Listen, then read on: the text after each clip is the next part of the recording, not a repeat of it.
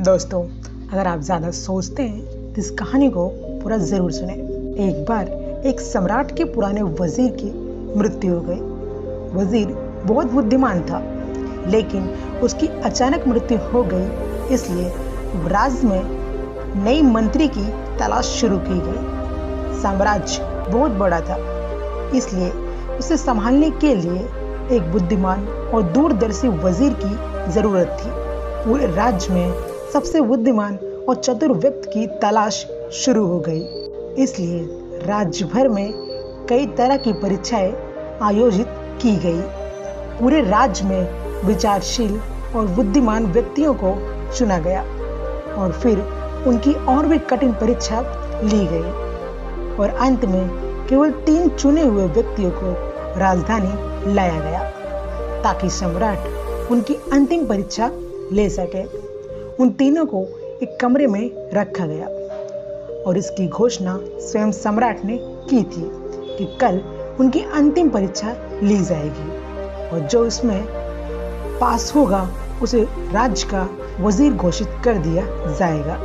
परंतु आश्चर्य की बात थी कि शाम होते होते यह बात सारी राजधानी में फैल गई। सम्राट कल कौन सी परीक्षा लेने वाला है, सारे शहर में इसी बात की चर्चा होने लगी। सम्राट एक बहुत अजीब ही परीक्षा लेना चाहता था। कल सुबह उन तीनों को महल के एक कमरे में बंद कर दिया जाएगा और एक बड़ा ताला लगा दिया जाएगा। उस कमरे का दरवाजा व ताला उस राज्य के कारीगरों और गणितज्ञों और इंजीनियरों द्वारा बनाया गया था। उस ताले पर कोई चाबी नहीं थी, केवल कानून पर गणित के कुछ अंक लिखे हुए थे और उन अंकों में कोई पहेली छुपी हुई थी। जो उस पहेली को हल कर लेगा वही उस ताले को खोल पाएगा।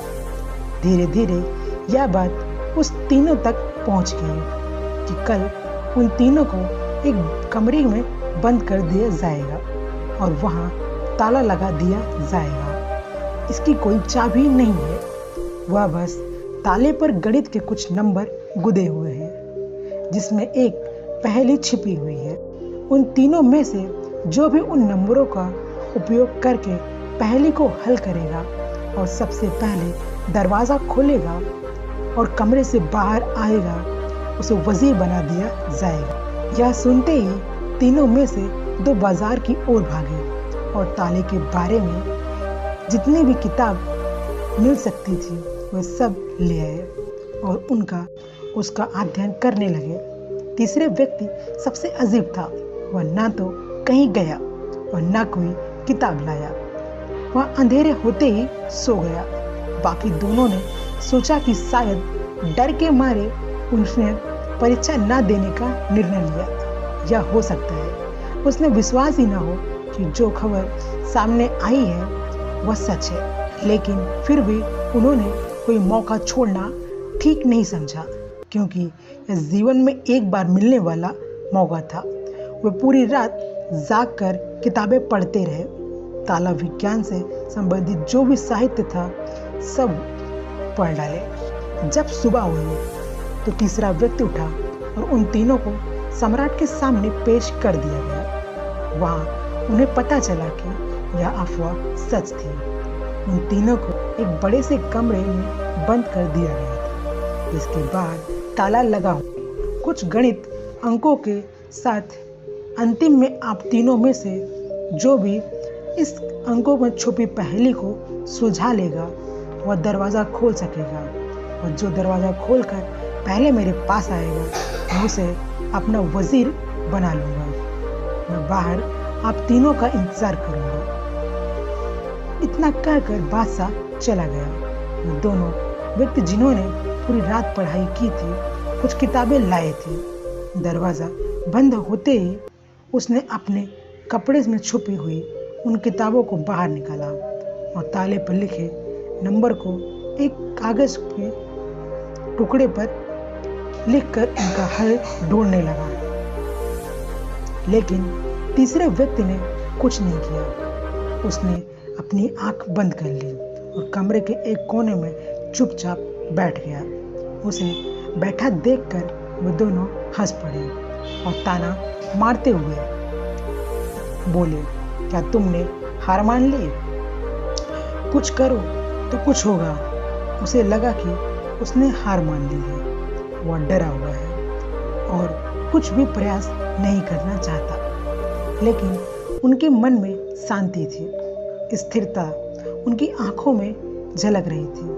वह परेशान नहीं लग रहा था, वह बैठा हुआ था। तभी अचानक उसे कुछ सूझा। वह उठकर दरवाजे के पास गया और धीरे से धक्का दिया और क्या, दरवाजा खुल गया। वह कमरे से बाहर चला गया, लेकिन दोनों आदमी अपनी किताबों में खोए हुए थे। उन्हें पता ही नहीं चला कि तीसरा व्यक्ति कमरे से बाहर चला गया। उन्हें तब पता चला जब सम्राट तीसरे व्यक्ति के साथ अंदर आए और कहा, अपनी किताबें बंद करो। जिसे बाहर जाना था वह तो बाहर जा चुका। यह देखकर वो दोनों दंग रह गए और पूछा, तुम बाहर कैसे निकले? बादशाह ने कहा, ताला तो बंद ही नहीं था, क्योंकि बंद ताले को खोला जा सकता है, लेकिन बंद ताले को खोले जा सकते हैं कैसे? क्या तुम वह ताला खोलोगे जो बंद ही नहीं किया गया? आदमी आप में से सबसे बुद्धिमान है, क्योंकि इसने बुद्धिमान होने का पहला परिचय दिया। ताले पर लिखे नंबरों को हल करने से पहले यह पता लगाने की कोशिश करता है कि ताला बंद है या नहीं। एक आदमी वास्तव में होशियार है, जो किसी भी समस्या को हल करने से पहले यह जांचता है कि जो यह हल करने जा रहा है वो वास्तव में समस्या है या नहीं। तो यह आदमी हमारे राज्य का सबसे चतुर व्यक्ति है। हम इसे अपना वजीर नियुक्त करते हैं। दोस्तों, इस कहानी से हमें यह सीख मिलती है कि जब भी हमें लगे कि हमारे सामने कोई बड़ी समस्या है, तो घबरा कर उस समस्या को समाधान ढूंढने की बजाय हमें शांति से सोचना चाहिए कि जो मैं समझ रहा हूँ वो वास्तव में समस्या है या नहीं। वास्तव में समस्या कुछ और है जो मैं अभी नहीं देख पा रहा हूँ।